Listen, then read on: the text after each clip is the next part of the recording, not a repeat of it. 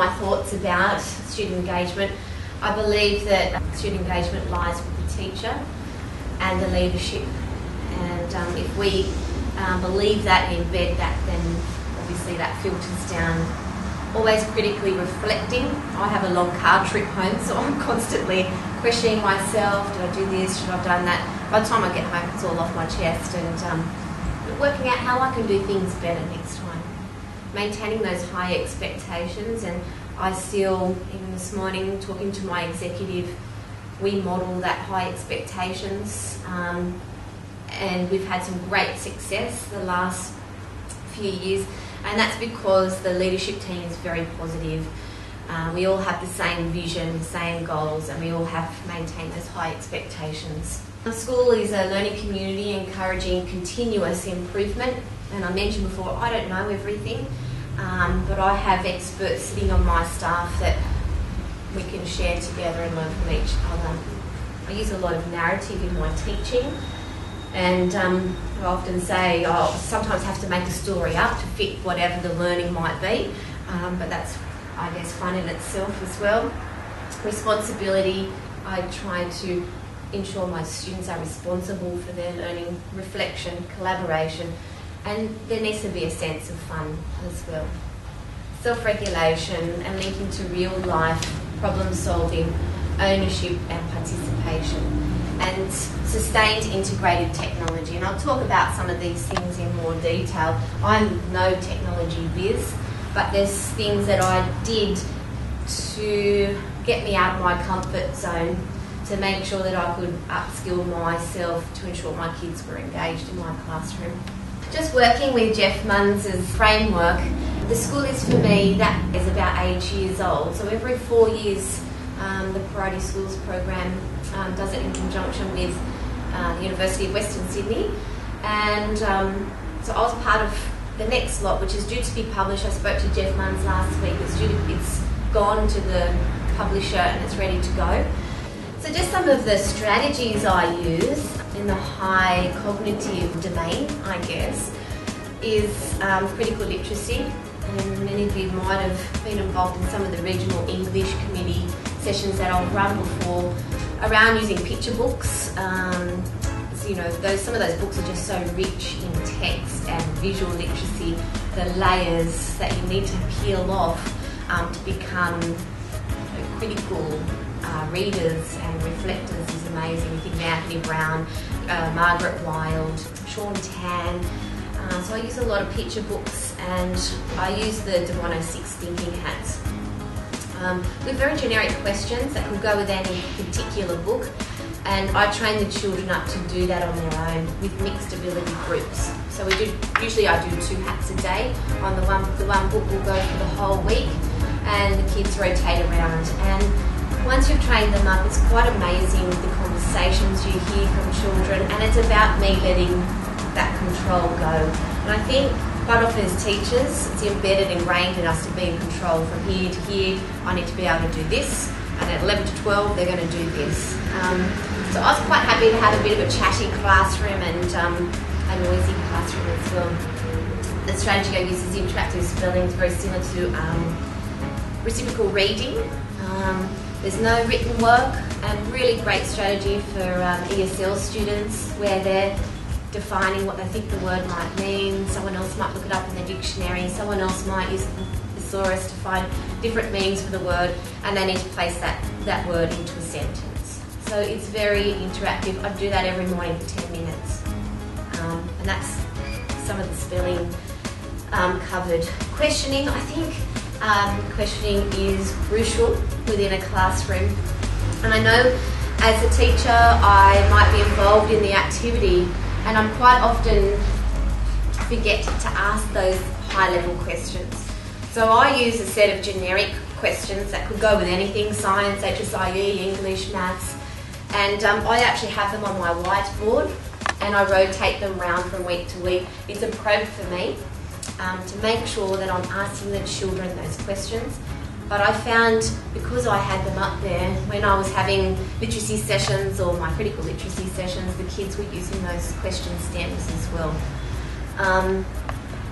And I just think that was important because part of the quality teaching and the action research that we did, we had an academic partner, and we had to tape, not videotape, but tape some of our lessons. It got sent off to someone who transcribed it. And it was for no one else to read but yourself. And I'd be reading exactly the words that I was saying in my classroom. And I thought to myself, I can't believe I'm asking such low-level questions, same questions time and time again. So I wasn't challenging my children and therefore not engaging them in the lessons. So I really found the whole action research a big turning point in my teaching. Visual literacy I linked to critical literacy, and I think that is absolutely vital. Propaganda in society, we're all knowing readers and able to work out what's fact, fiction, what's important to us, but many of our students don't have that opportunity at home to have those discussions with families, and it's our job to be able to get them to be critical thinkers and knowing readers. I promote shared discovery in the classroom, and I really promote that I don't know everything. And you know, some thing that really sticks in my mind at Auburn West, I had a Year 6 class, that's pretty tough. And one of the little boys, we were doing critical literacy, we were actually doing a book about Let the Celebrations Begin, which is about the Holocaust. He would go home, he went home, and he'd obviously researched about the Holocaust. He came to school the next day, and he couldn't believe, do you know what, miss, that actually really did happen? And he had all this research, and he wanted to get up in front of the classroom and talk about what he'd found out about the Holocaust. He was making connections with the book, Let the Celebrations Begin. But this was a student who was at some stage of his school life disengaged, but to have that, I only need that to happen once a year in my classroom. It keeps me going. So that's great. I think, I mean, obviously integration is important with so much curriculum that we've got to cover. I have planned reflection in my classroom, and it's not just journal writing, what did you learn today? Or different strategies that I use, using targets, an actual target, where are you on the target? Did you meet the target with the explicit criteria? I use a pyramid for writing. Down the bottom, if you've got all this criteria, it's okay. If you've got the next criteria, things like adjectives, what have you, it's average. And then at the peak of the pyramid is things like complex sentences and phrases and clauses and things like that. So that's just one strategy that I use. Quite often as teachers we read it and go, yeah, that's okay, go back and make it better. And you can see the vague look on kids' faces, how do I actually make it better? That explicit criteria is vital. So I value the process and not the product. And I think that's really important, that the thinking about how you got to that answer is important. Just some of the high effective, some of you might have had the Story Path article in your School is For Me. I love Story Path, and I saw some great outcomes in my students, especially with the stage 3, but it can be K to 6. If you're after looking into Story Path, Bronwyn Cole from Western Sydney University is involved in that. I know the Equity Centre has all the units of work. And I encourage you to have a go at a Story Path. It's real life teaching through narrative. So for example, we did one on the radio station. It was called The Radio Station. And you basically set up a radio station. The children decide what kind of jobs would be in a radio station. There's the producer, there's this and this. They have to put in an application to apply for one of those jobs. Every student has a job. They become a character. They get called that character during Story Path time. We set up the radio station. We had every morning over the PA, the DJ, and they'd do it for half an hour. And we continued on for a week with the radio station. You develop a frieze on the back of your wall that you just keep adding to. And it becomes really huge. Your characters and the actual radio station. And then there's a problem. And the problem is presented to the students and they have to solve the problem. I think the problem, I mocked up a letter. One of the kids had written a letter that morning they'd only played Arabic music and no Pacific Islander music. So it was so great to stand back and see 30 stage 3 kids working out how they're going to solve that particular problem. And at the end of story path, it's the same sort of model, there's a celebration at the end. I always invite children to challenge themselves, and I guess that comes back to those high expectations. I like to use lots of movement, a little bit of humour, and lots of narrative, and always endorsing student potential. That's really important, that sometimes there are those people, I know I can't do it, and they get into that handicap model that I'm never going to be able to do this. I use a lot of one-on-one quiet chats and setting those standards for students. I like to evoke emotion, enabling the students to identify, empathise and know about problematic aspects of society.